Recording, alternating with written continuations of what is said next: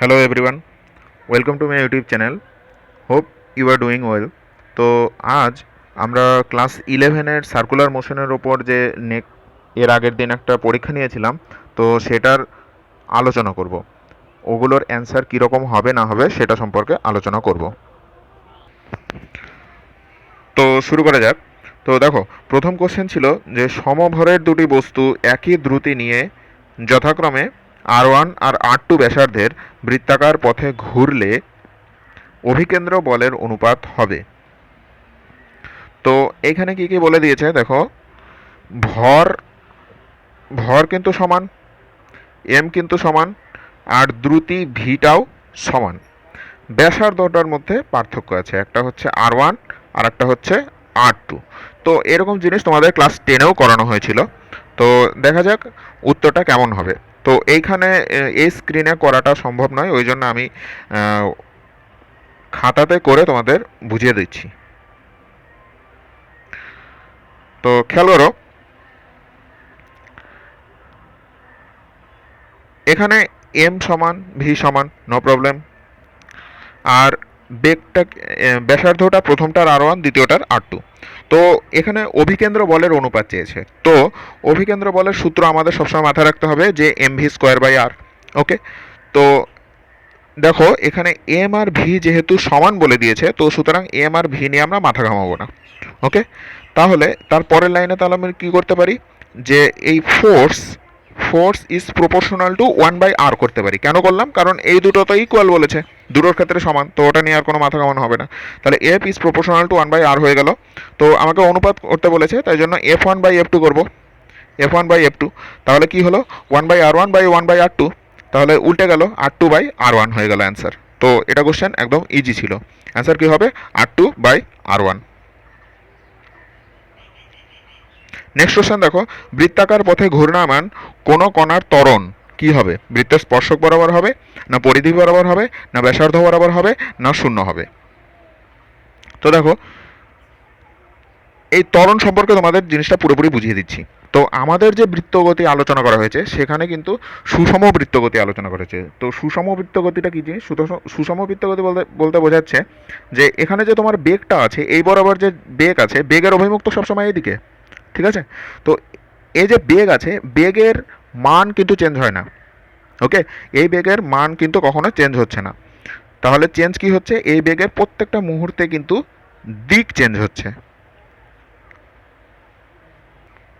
তো যেহেতু এই বরাবর বেগের মানের কোনো পরিবর্তন হচ্ছে না, তো সুতরাং এই বরাবর কিন্তু ত্বরণও থাকছে না, অর্থাৎ স্পর্শক বরাবর কোনো রকম ত্বরণ কিন্তু নেই, ত্বরণ জিরো। কিন্তু অভিকেন্দ্র ত্বরণ সবসময় কিন্তু কাজ করবে কোন দিকে? এই দিকে সবসময় একটা ত্বরণ থাকবে, সেটাকে বলা হবে অভিকেন্দ্র ত্বরণ। আর এই অভিকেন্দ্র ত্বরণের অভিমুখ থাকবে ব্যাসার্ধ বরাবর সবসময় কেন্দ্রের অভিমুখে। ঠিক আছে, তাহলে এই দিকে কোনো ত্বরণ পেলাম কি? এই দিকে কোনো ত্বরণ পেলাম না। কেন পেলাম না? কারণ এই দিক বরাবর যে বেগটা আছে, সেই বেগের কিন্তু মানের কোনো চেঞ্জ হচ্ছে না। আর যেহেতু সেই বেগের মানের চেঞ্জ হচ্ছে না, তাই জন্য ওই বরাবর ত্বরণও থাকছে না। কিন্তু এই বরাবর একটা ত্বরণ আমরা পাচ্ছি। কেন পাচ্ছি?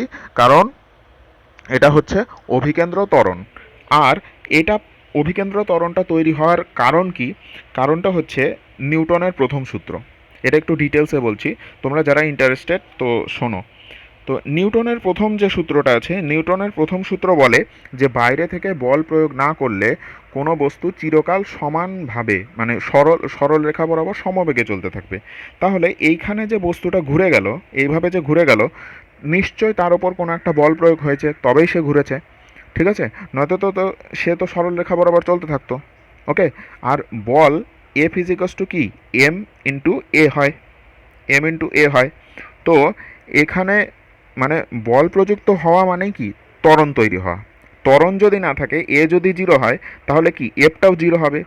ত্বরণ যদি জিরো হয় তাহলে বলটাও জিরো হবে। তাহলে নিশ্চয়ই এই দিক বড়, এই যে বেঁকে যাওয়া, এই বেঁকে যাওয়ার পিছনে নিশ্চয় একটা বল কাজ করছে, তার মানে নিশ্চয় একটা ত্বরণ কাজ করছে। আর সেই ত্বরণটাই হচ্ছে অভিকেন্দ্র ত্বরণ, যেটা কিনা ব্যাসার্ধ বরাবর এই অভিমুখে কাজ করে।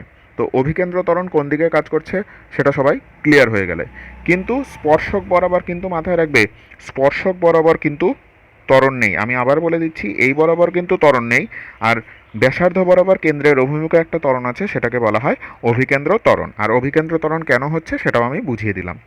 তো তাই জন্য আমার কি হবে, ত্বরণটা ওখানে যে বলেছে যে স্পর্শক বরাবর, পরিধি বরাবর, নাকি ব্যাসার্ধ বরাবর, নাকি শূন্য হয়, তাহলে অ্যান্সারটা কি হবে? স্পর্শক বরাবর। দেখো স্পর্শক বরাবর তো হলো না, জিরো হলো। পরিধি বরাবর, পরিধি মানে কি? এই বরাবর, এই বরাবর। তো এই বরাবর কোনো ত্বরণ আছে কি? এই বরাবরও ত্বরণ নেই। তাহলে ত্বরণটা কোন দিকে আছে? এই যে ব্যাসার্ধ বরাবর কেন্দ্রের অভিমুখে। তাহলে অ্যান্সার কি হবে? বৃত্তের ব্যাসার্ধ বরাবর কাজ করে।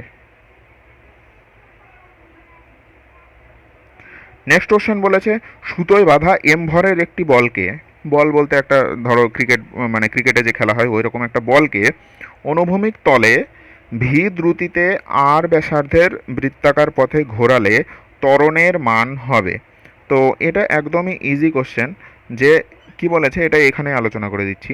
বলেছে যে এম ভরের একটা বল আছে, সেই বলটাকে এইরকম অনুভূমিক তলে, এটা ধরো এম ভরের একটা বল, অনুভূমিক, এটার ভর হচ্ছে এম, অনুভূমিক তলে, আর ভি দ্রুতিতে, এই ভি দ্রুতিতে কত ব্যাসার্ধের? আর ব্যাসার্ধের বৃত্তাকার পথে ঘোরালে ত্বরণের মান কি হবে? তো ত্বরণ কোনটা? এই তো অভিকেন্দ্র ত্বরণের কথাই তো বলছে। তো অভিকেন্দ্র ত্বরণের মান কি হয়? ত্বরণের মান হয় ভি স্কোয়ার বাই আর, অথবা ওমেগা স্কোয়ার আর। তো এখানে যেহেতু ওমেগা স্কোয়ার আর নেই, এখানে কি অপশন আছে? এই দেখো ভি স্কোয়ার বাই আর কিন্তু অপশন আছে। বাকি ভি বাই আর তো হবে না, ভি আরও হবে না, আর বাই ভি স্কোয়ারও হবে না, তিনটাই ভুল। তাহলে অ্যান্সার কি হলো? ভি স্কোয়ার বাই আর। আর যদি বল, এখানে খেয়াল রাখবে যে ঘোরালে ত্বরণের মান বলেছে, বলের মান যদি হতো তাহলে এম ভি স্কোয়ার বাই আর হতো, ঠিক আছে? কিন্তু ত্বরণ যেহেতু আছে তাহলে এমটা নাই হয়ে যাবে, ভি স্কোয়ার বাই আর হবে। এই যে ফর্মুলা এইটা। যখন ত্বরণ বলবে তখন কি, শুধুমাত্র ত্বরণ যখন বলবে তখন কিন্তু এম থাকবে না, আর যখন বল বলবে তখন এমটা ত্বরণের সঙ্গে গুণ হয়ে যাবে। ওকে, তো অভিকেন্দ্র ত্বরণ ভি স্কোয়ার বাই আর হয়ে গেল। নেক্সট, সুষম বৃত্তগতি সম্পন্ন কোনো বস্তুর ত্বরণের দুটো উপাংশ আছে, এ আর এ ড্যাশ, যথাক্রমে ব্যাসার্ধ আর স্পর্শক বরাবর কাজ করলে কোনটা জিরো হবে আর কোনটা নন জিরো হবে? তো এটা জাস্ট একটু আগেই বোঝানো হলো, এই যে এখানে বোঝানো হয়েছে। তাও আবার বুঝিয়ে দিচ্ছি অন্যভাবে। তো দেখো এখানে বলেছে যে একটা বৃত্তাকার পথে কোনো একটা বস্তু সুষমভাবে ঘুরছে। সুষম মানে কি? এই যে ভি আছে, এই ভি এর কিন্তু মানের কোনো চেঞ্জ হচ্ছে না। সুষম কথাটার অর্থই হচ্ছে ভি এর মানের কোনো চেঞ্জ হচ্ছে না। তো তার মানে কি, এই বরাবর কোনো ত্বরণ থাকবে কি? স্পর্শক বরাবর। তাহলে স্পর্শক বরাবর ত্বরণ জিরো। আর এখানে বলে দিয়েছে স্পর্শক বরাবর ত্বরণ হচ্ছে এ ড্যাশ, তাহলে এ ড্যাশটা কি হবে? জিরো হয়ে যাবে। আর আরেকটা ত্বরণের কথা বলছে যেটা ব্যাসার্ধ বরাবর কাজ করছে। তো ব্যাসার্ধ বরাবর সবসময় একটা ত্বরণ থাকে, সেটা কি? অভিকেন্দ্র ত্বরণ। তার মানে A is not equals to zero হবে। ওকে, তাহলে অ্যান্সার হয়ে গেল A is not equals to zero আর A dash equals to zero. তাহলে আমার এখানে অ্যান্সার কোনটা হবে? A is not zero, A dash is zero. বাদ বাকি সব এগুলো ভুলভাল। যেরকম এ ইজ জিরো, ভুল। এ আর বি বোথ জিরো, ভুল। এ আর বি বোথ নন জিরো, ভুল। কারণ এ তো নন জিরো ঠিক আছে, কিন্তু এ ড্যাশ, এ ড্যাশ তো জিরো। বি বলছি, সরি, এখানে এ ড্যাশ হচ্ছে। ওকে, তো এবার পরের কোশ্চেন বলছে 10 কেজি ভরের একটি বস্তু 1 মিটার ব্যাসার্ধের বৃত্তাকার পথে সমদ্রুতিতে ঘুরছে। একদম বলছে বৃত্ত বরাবর এক পাক ঘুরতে কৃতকার্য কত হবে? তো এটা একটু বুদ্ধির কোশ্চেন দিয়েছিলাম, মানে চালাকি কোশ্চেন দিয়েছিলাম। এটার অ্যান্সার হবে জিরো। তো কেন জিরো হচ্ছে দেখো,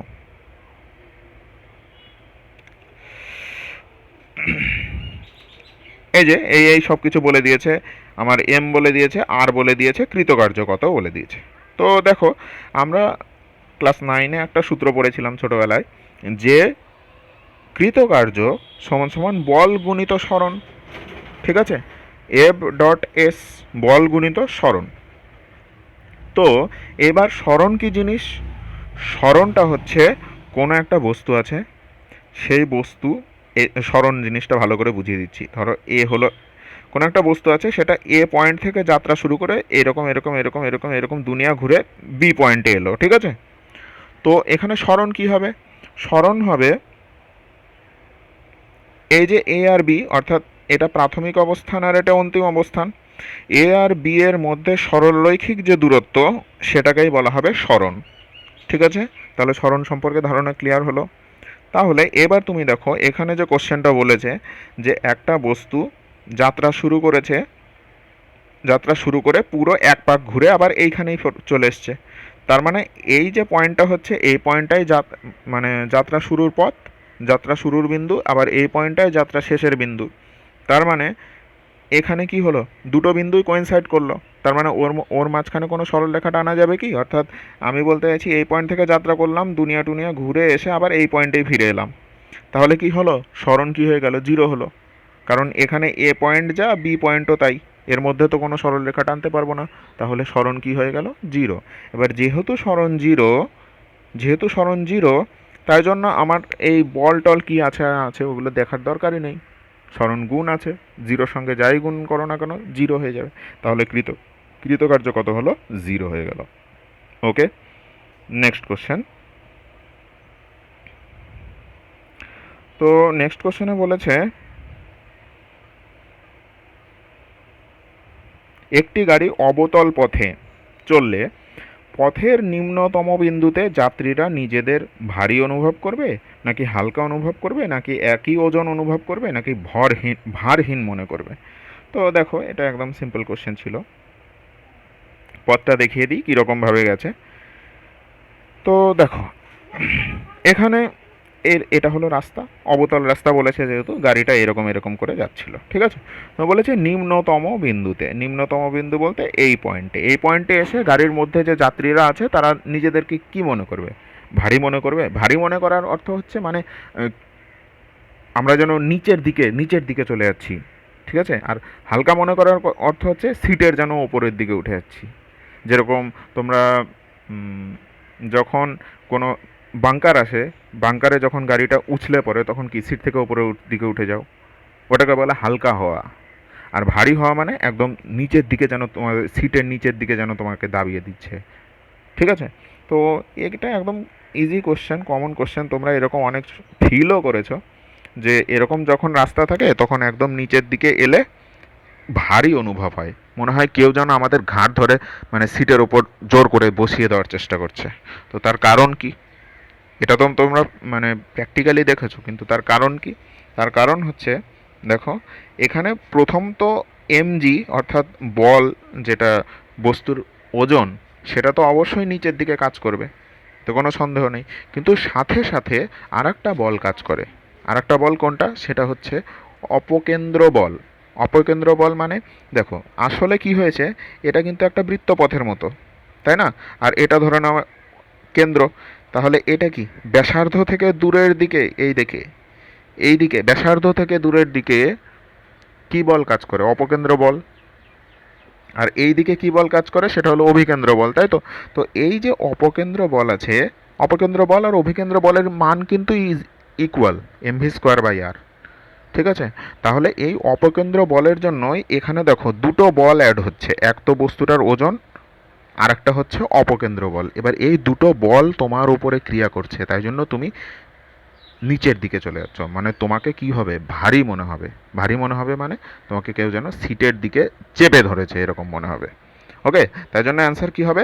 ভারী অনুভব করবে। তাহলে আমি কি দিয়ে দেবো? ভারী অনুভব করবে। নেক্সট কোশ্চেন বলেছে একটি গ্রামোফোন চাকতির কেন্দ্র থেকে 10 সেন্টিমিটার দূরে একটি বস্তু স্থির অবস্থায় আছে। ওকে, গ্রামোফোন সবাই দেখেছো, এরকম একটা চাকতির মতো থাকে, মাঝখানে একটা থাকে, তারপর এইরকম করে এইদিকে একটা থাকে, তাই না? আর এটা ঘুরতে থাকে, ডিস্কটা ঘুরতে থাকে, আর কি হয়? গান বাজতে থাকে, তাই না? তো এরকম জিনিস আর কি। তো 10 সেন্টিমিটার দূরে একটা বস্তু স্থির অবস্থায় আছে যদি বস্তু আর চাকরির মধ্যে মানে চাকতির মধ্যে ঘর্ষণ গুণাঙ্ক 0.25 হয়। ঘর্ষণ গুণাঙ্ক মানে কি? মিউ বলে দিয়েছে, কিন্তু মিউ 0.25 0.25। এবার যখনই মিউ বলে দিয়েছে তখন কিন্তু তোমার মাথায় আসা উচিত যে কোথায় আমরা মিউ দিয়ে পড়েছি। ওকে, তো ঘর্ষণ গুণাঙ্ক এত। এবার চাকতিটি সর্বাধিক কত কৌণিক দ্রুতিতে ঘুরলে, অর্থাৎ কৌণিক দ্রুতি জানতে চেয়েছে, তোমার কাছে ওমেগা জানতে চেয়েছে, ঘুরলে বস্তুটি চাকতির ওপর থেকে পিছলে যাবে না। ওকে, আর জি এর মান কত বলে দিয়েছে, 10 মিটার/সেকেন্ড স্কোয়ার বলে দিয়েছি। তো দেখো জিনিসটা কেমন, জিনিসটা হচ্ছে এইরকম ঠিক যে এটা ধরো এই যে ও পয়েন্ট হচ্ছে কেন্দ্র, এইখানে ধরো একটা বস্তু স্থির অবস্থায় ছিল, এবার যেই সে যাত্রা শুরু করলো অমনি সাথে সাথে কি হবে, ও বৃত্তাকার পথে ঘুরছে। ঠিক আছে, তা ছোট হাতের আর মানে কি, ব্যাসার্ধ, ব্যাসার্ধ কিন্তু বলে দিয়েছে। আর এটা বড় হাতের আর মানে কি, বড় হাতের আর হচ্ছে বস্তুটার কি যেন বলছিলাম ওইটাকে, লম্ব প্রতিক্রিয়া, তাই তো, বড় হাতের আর বস্তুটার লম্ব প্রতিক্রিয়া যেটা ওপরের দিকে কাজ করে। আর ওজনটা কি, ওজনটা হচ্ছে, ওজনটা সবসময় নিচের দিকে কাজ করে। ওকে, আর অপকেন্দ্র বল mv²/r ওই দিকে কাজ করছে। আর এখানে অভিকেন্দ্র বলের যোগান কে দিচ্ছে, ঘর্ষণ। ঠিক আছে, ঘর্ষণ যোগান দিচ্ছে জন্যই তো মিউয়ের ব্যাপারটা বলে দিয়েছে ওরা। ঠিক আছে, যখনই তোমাকে মিউ বলে দিয়েছে তখনই তোমাকে ভাবতে হবে যে এখানে নিশ্চয়ই ঘর্ষণ রিলেটেড কিছু আছে, ঘর্ষণের কথা বলেছে। আর তখনই তোমাকে এই ছবিটা মাথায় আনতে হবে যে তাহলে এই দিকে যেহেতু বস্তুটা ঘুরছে, তো যেহেতু বস্তুটা ঘুরছে বৃত্তাকার পথে আর ঘর্ষণের কথা বলেছে, তার মানে অভিকেন্দ্র বল এই বরাবর ঘর্ষণ কাজ করবে, আর এই বরাবর একটা অপকেন্দ্র বল কাজ করবে, আর এটা হচ্ছে তোমার লম্ব প্রতিক্রিয়া উপরের দিকে কাজ করবে, আর বস্তুটার ওজন এই দিকে কাজ করবে। ব্যাস চারটা ইকুয়াল, চারটা মানে এটার সঙ্গে এটা ইকুয়াল করব, এটার সঙ্গে এটা ইকুয়াল করব, দুটো ইকুয়েশন হবে, ওই ইকুয়েশন দুটো সলভ করলে আমার প্রয়োজনীয় জিনিস বেরিয়ে যাবে। ঠিক আছে, তো ওই জন্য বলছি সূত্রগুলো অনেকেই দেখছি এই যে সূত্র মুখস্থ করে ফেলো, যে v = √μ/g/r, এই সূত্রটা অনেকে মুখস্থ করেছ। তো মুখস্থ না করে জিনিসটা কোশ্চেনটা আগে বোঝার চেষ্টা করো যে এখানে কোশ্চেনটা কীরকমভাবে বলেছে, তোমাকে বাস্তবে দেখতে হবে যে ঘটনাটা কীভাবে ঘটছে। ঠিক আছে, যে যে কোনো অঙ্ক, যে কোনো ফিজিক্সের অঙ্ক কিন্তু বাস্তব জীবন থেকে উঠিয়ে তুলে দেয়। ঠিক আছে, তো তোমাকে ওই জিনিসটা কল্পনা করতে হবে, মুখস্থ করলে কিন্তু হবে না। মুখস্থ করলে যে v = μ/r, ওকে, এটা ঠিক আছে যে মুখস্থ করলে মানে তোমার কম্পিটিটিভ যে সমস্ত পরীক্ষা হবে, নিট বা জেই, ওই সমস্ত পরীক্ষাগুলোতে গিয়ে অনেক হেল্প হবে, কিন্তু তার আগে আগে জিনিসটা তোমাকে বুঝতে হবে, নয়তো কিন্তু মুখস্থ করে লাভ হবে না। তো যখনই কোশ্চেনটা তুমি বুঝে গেলে তখন এইভাবে হয়ে গেল, আর ফাটাফাট তুমি সাথে সাথে করে দিলে যে r = mg। এগুলো সব আগের জিনিস, তো এগুলো আর বুঝিয়ে লাভ নেই, এগুলো আর বুঝাচ্ছি না। ঠিক আছে, তারপরে এই দুটো সমান করে দিলাম, তো আর এর জায়গায় mg বসিয়ে দিলাম, কেটে গেল, তাহলে v = √μg/r হলো। এবার ক্যালকুলেশন, ক্যালকুলেশন তো বাচ্চাদের খেল। তো মিউয়ের মান কত বলেছে, 0.25। ঠিক আছে, তাহলে 0.25, তো পয়েন্টটা উঠিয়ে দিলে নিচে 100 হলো। ওকে, তারপরে জি এর মান কত বলেছে, 10। আর আর এর মান কত বলেছে, আর এর মান কিন্তু বলেছে 10 সেন্টিমিটার, কিন্তু সবগুলোকে এসআই এককে আনতে হবে, নয় সিজিএস এককে আনতে হবে। তো আমি সবগুলোকে এসআইতেই আনছি। ঠিক আছে, তাহলে এসআইতে যদি আনি তাহলে 100 দিয়ে ভাগ করতে হবে, তার মানে 0.1 মিটার হয়ে গেল। তো সেটাই লিখেছি যে 0.1 মিটার, কিন্তু 0.1 পয়েন্টটা উঠিয়ে দিয়ে নিচে 10 চলে এলো, এই দশ কেটে দিলাম, বাকি থাকলো এই যে 25/100, 25 দিয়ে 100কে কাটলে 4 হয়, তাহলে আলটিমেটলি বাকি থাকলো √1/4, তার মানে 1/2। দেখো কাটাকাটিটা কত সুন্দর হলো। তুমি হয়তো দেখে ঘাবড়ে যাচ্ছিলে যে এইখানে কেমনই হয়ে যাচ্ছে, পয়েন্ট পয়েন্ট চলে আসছে, তাহলে হয়তো ভয়ঙ্কর কোনো অ্যান্সার আসবে, কিন্তু না, পরীক্ষাতে পয়েন্ট দিক আর যেভাবেই দিক অ্যান্সারটা খুব সহজ, একটা ভালো একটা ফিগারে আসবে, এটা মাথায় রাখবে। তো v = কত হলো, হাফ হয়ে গেল, নো প্রবলেম। কিন্তু আমাকে ভি বের করতে বলেনি, আমাকে বের করতে বলেছে কৌণিক বেগ, অর্থাৎ ওমেগা বের করতে বলেছে।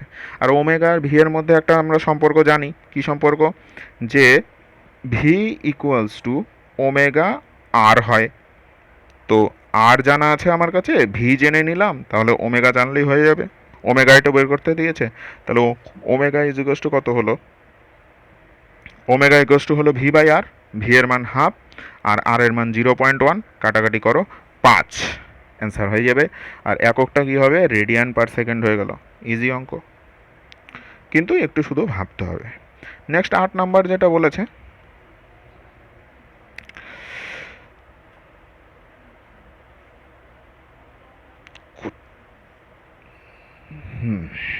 তাহলে এটার অ্যান্সার কত হলো, 5 রেডিয়ান পার সেকেন্ড, তাই তো?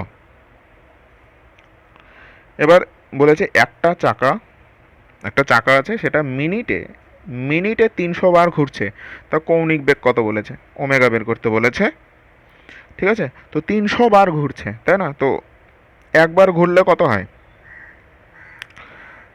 অ্যাকচুয়ালি আমাকে বের করতে বলেছে কি, ওমেগা বের করতে বলেছে। আর আমরা জানি omega equals to theta by টি।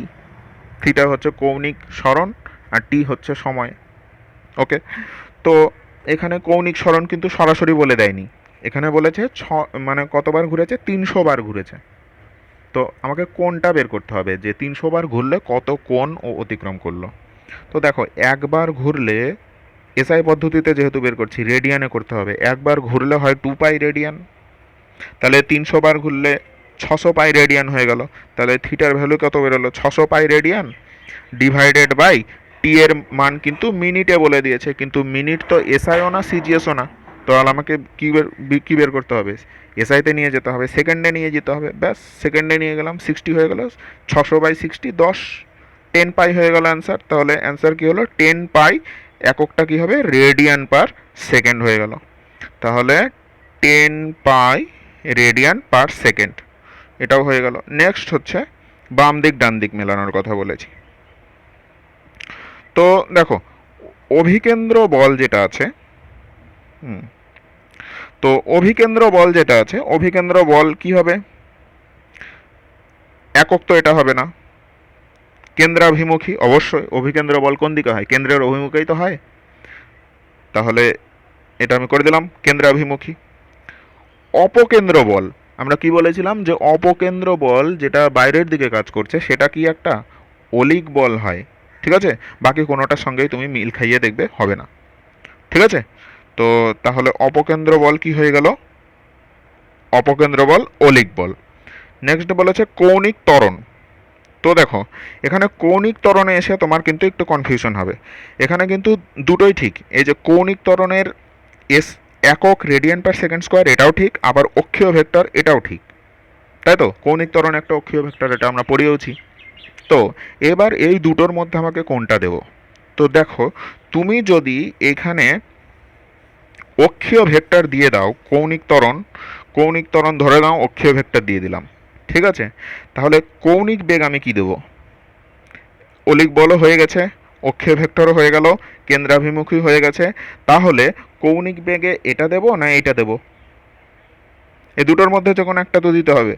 তো কৌণিক বেগের একক কি এটা হচ্ছে, এটা হচ্ছে কি, হচ্ছে না নিশ্চয়ই কৌণিক বেগের একক। তাহলে এটা তো হলো না, তাহলে বাকি থাকলো কোনটা, এইটা রৈখিক গতিতে বল। তো কৌণিক বেগ কি রৈখিক গতিতে বল হয়, না হয় না, তার মানে এটাও দিতে পারছি না। তাহলে তোমাকে কি দেখতে হবে তখন, তাহলে আমি অক্ষীয় ভেক্টরটা কিন্তু দিব না। অক্ষীয় ভেক্টরটা না দিয়ে আমাকে কি দিতে হবে, কৌণিক ত্বরণ তার এককটা কিন্তু এইটাই। ঠিক আছে, তাহলে এটা এটা যদি হয় তবেই হবে। এই অক্ষীয় ভেক্টরও আছে, কৌণিক ত্বরণ অক্ষীয় ভেক্টরও আছে ঠিক, কিন্তু এখন যদি আমি অক্ষীয় ভেক্টরে টিক দিই তাহলে পরের দুটো কিন্তু গড়বড়িয়ে যাবে।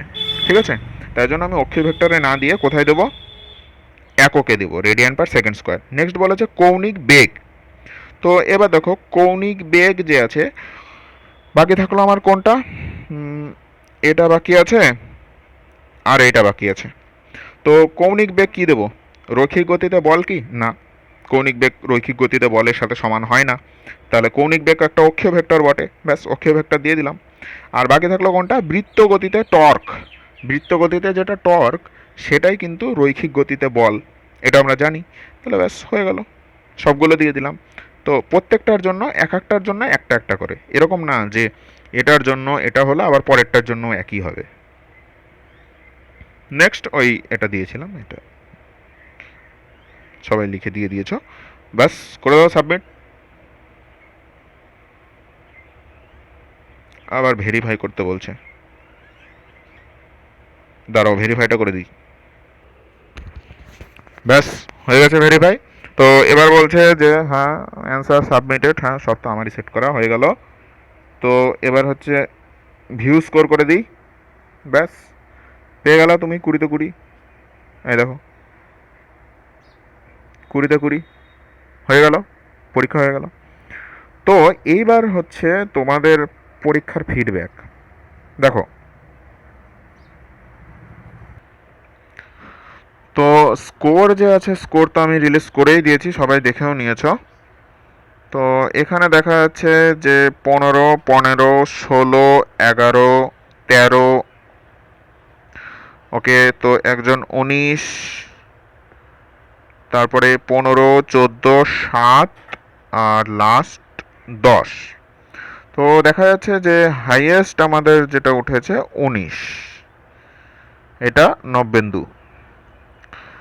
ওকে, হাইয়েস্ট 19। তারপরে বলতে গেলে কত আছে, 16 আছে এখানে, 16 আছে, 19, 16 এইদিকে, তারপরে 15 আছে দুটো, এই দুটো 15, তারপরে এখানেও একটা 15 আছে, তারপরে 14, 13 এইদিকে তোমাদের, 14, 13, 11, 10, 7। তো এই হচ্ছে তোমাদের স্কোর। তো এখন তোমাদের উদ্দেশ্যে কয়েকটা কথা বলে দিই। যে দেখো, পরীক্ষাটা দেওয়ার আগে অনেকেই সিরিয়াসলি পড়েছো, অঙ্কও করেছো, অনেকেই সিরিয়াসলি পড়েছো। আশা করি যারা পরীক্ষা দিয়েছো তারা সবাই সিরিয়াসলি পড়েই পরীক্ষা দিয়েছো। আর যারা সিরিয়াসলি পড়াশোনা করেনি তারা পরীক্ষাই দেয়নি। তাই জন্যই তো মানে টোটাল 25-26 জনের মধ্যে 10টা রেসপন্স পেয়েছি। ওকে, এটা থেকে ক্লিয়ার একদম। তো যারা পড়ে পরীক্ষা দিয়েছো তাদের জন্য বলি, তোমাদের হয়তো এরকম মনে হচ্ছে যে ভালোই তো পড়লাম, স্যার যা যা পড়ালো সবই পড়লাম, যেরকম যেরকম অঙ্ক করিয়েছে সবই করলাম, কিন্তু পরীক্ষায় এরকম কেন হলো? কেন আমি 20-র মধ্যে 20 পেলাম না? 20-র মধ্যে 10 কেন পেলাম? 20-র মধ্যে 7 কেন পেলাম? 12, 15, 16 কেন পেলাম? ঠিক আছে? তো এরকম যাদের মনে হচ্ছে তাদেরকে একটাই কথা বলবো যে দেখো, মানে ভেঙে পড়ার কিচ্ছু নেই। ঠিক আছে? তোমরা এটা মাথায় রাখবে যে তোমরা পরিশ্রম করেছো, ঠিক আছে, কিন্তু পরিশ্রমে একটু কমই নিশ্চয়ই আছে, একটু কম হয়েছে নিশ্চয়ই। হ্যাঁ, এবার পরিশ্রম ক্লাস 10 পর্যন্ত ঠিক আছে। ক্লাস 10 পর্যন্ত শুধু পরিশ্রমেই ভালো নাম্বার পাওয়া যায়, কিন্তু ক্লাস 11-12 সায়েন্সের ক্ষেত্রে শুধু পরিশ্রমে ভালো নাম্বার পাওয়া যায় না। পরিশ্রমের সাথে সাথে স্মার্ট থিঙ্কিং দরকার। স্মার্ট থিঙ্কিং দরকার, তারপরে তোমার বুদ্ধি দরকার, একটা আলাদা একটা বুদ্ধি লাগবে। ঠিক আছে? স্মার্ট থিঙ্কিং, ইন্টেলিজেন্স, একটা আলাদা ইন্টেলিজেন্স লাগবে মাথায়, একটা মানে বহুমুখী চিন্তাধারা যেটাকে বলে, ডাইভার্স থিঙ্কিং। ডাইভার্স থিঙ্কিং লাগবে। ধরো কোনো একটা টপিক আমি তোমাকে পড়ালাম, এবার আমি যা বললাম সেটাকেই তোমাকে মানতে হবে না। কখনো আমি যেটা বললাম সেটাই তুমি চোখ বন্ধ করে মেনে নিলে, আর মানে আমার মতো করে নিজেকে ভাবিয়ে নিলে, সেটা আমি বলছি না। তুমি তোমার মতো করে ভাবো। তুমি এরকম ভাবো যে আমার প্রশ্ন করো যে এটা কেন হলো, যে যে কোনো যে কোনো যে কোনো কোশ্চেনে তুমি মনে মনে ভাবো যে এটা কেন করলাম আমি, এটা এইভাবে করলে হতো কি, এই রকম অনেক চিন্তা মাথায় নিয়ে আসতে হবে। ঠিক আছে? আর মুখস্থ, ওই যে আমি বললাম যে এই যে একটা সূত্র, V is equals to root under mu G R, এই সূত্রটা মুখস্থ করা, আর এই সূত্রটা কি করে এলো, ওই থিঙ্কিং, দুটো কিন্তু আলাদা জিনিস। মুখস্থ করতে দিলে কিন্তু ক্লাস 7-8-এর ছেলেও মুখস্থ করে দিবে যে মিউ জি আর হয়, মিউ এর মান বসাও, জি এর মান বসাও, আর এর মান বসাও, রেজাল্ট বেরিয়ে যাবো। ওটা 7-8-এর ছেলেরাও পারবে। কিন্তু তোমার আর তার ভিতরে কি পার্থক্য? তোমার আর তার ভিতরে সেটাই ডিফারেন্স যে তুমি বুঝে করেছো যে এইভাবে একটা বল যাচ্ছে, এইদিকে একটা অপকেন্দ্র বল আছে, ঘর্ষণ বলটা অভিকেন্দ্র বলের যোগান দিচ্ছে, বস্তুর ওজনটা নিচের দিকে কাজ করছে, তারপর লম্ব প্রতিক্রিয়া উপরের দিকে কাজ করছে, এইভাবে সমান করে দিলাম। মাথায় থাকতে হবে এই জিনিসটা। আর কোশ্চেনটা, অঙ্কের কোশ্চেনটা দেখেই তোমাকে বুঝতে হবে যে এই জিনিসটা যখনই দিয়েছে, মিউ যখনই দিয়েছে, তার মানে ঘর্ষণ কোথাও কোথাও না কোথাও কাজে লাগিয়েছে। তো তখন ওই তোমার তখন মাথায় চলে আসবে, ও এইখানে করেছিলাম ঘর্ষণ এইভাবে হয়, আর বস্তুটা যাচ্ছে এইভাবে, বাস্তবের সঙ্গে কল্পনা করে রিলেট করে পড়তে হবে। হ্যাঁ, আর একটা জিনিস কি, কোনো একটা জিনিস পড়ার সময় রিলেট করে পড়তে হবে। দুটো টপিক রিলেট করে পড়তে হবে, যে এই টপিকের সঙ্গে এই টপিকের কোনো রিলেশন আছে কি না, এরকম করে পড়তে হবে। এক কথায় বলতে গেলে পড়াটাকে শুধু মুখস্থ করে ভারবার ভারবার করে মুখস্থ করে দিলাম তা না, মুখস্থ করে হয় না, তোমাকে ভাবতে হবে জিনিসটা নিয়ে। ঠিক আছে, ভাবতে হবে যে এটা এরকম কেন হলো, ওটা ওরকম কেন হলো, এটার দিক এদিকে কেন হলো, ওটার দিক ওইদিকে কেন হলো। তারপর এরকম মাথায় প্রচুর প্রচুর কোশ্চেন নিয়ে আসতে হবে। আর কোশ্চেন যখনই মাথায় আসবে তখনই তুমি কিন্তু একটু ঘাবড়ে যাবা, যে এত কোশ্চেন কেন, আমি এত কোশ্চেনের সম্মুখীন হচ্ছি কেন, আমাকে এত কোশ্চেন ফেস করতে হচ্ছে। ক্লাস 10-এর মতো তো সব কিছু একদম স্বচ্ছ দেখতে পাচ্ছি না, শুধু কোশ্চেন ফেস করছি। তখনই তুমি বুঝবা যে তুমি ঠিক পথে আছো একদম। ঠিক আছে, ঠিক পথে আছো, কারণ কোশ্চেন ফেস করে ওটার অ্যান্সার তোমাকে খুঁজতে হবে। কোশ্চেন ফেস করে বসে থাকলে হবে না, যে ধুর, হয়তো সবাই বুঝে যাচ্ছে, হয়তো আমি একা বোকা যে আমার মাথায় এত কোশ্চেন আসছে। ঠিক আছে, কিন্তু তা না, সবার মাথায় কোশ্চেন আসছে, অনেকেই চুপচাপ বসে আছে তোমার মতোই।